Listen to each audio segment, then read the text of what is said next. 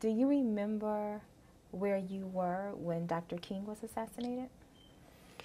Yes, I was actually in Franklin when he was assassinated. It not only for people in the movement, but people generally in the black community and decent thinking people. I need to clarify that there are more good people in this country than there are bad people. There are more decent folk than there are racists.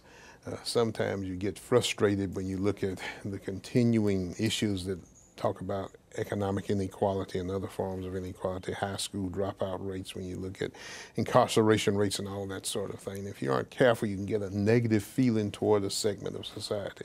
But the truth is that the movement, the civil rights movement, has been built not just on the backs of black people, but decent white people as well. But so decent people felt hurt and harm.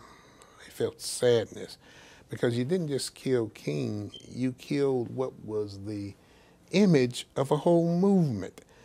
And of There was, course, you asked about the assassination of King, and there again was a similar feeling.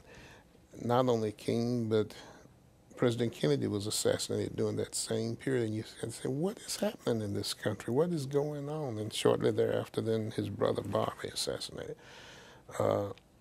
And you almost got to the point of saying, well, wait a minute, I think there are more good people out here than there are bad people.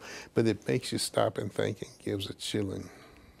And so now when you see people almost play like that, hasn't been that long ago. I mean, in the last 50 years, but people act like it was 2,000 years ago in the course of history.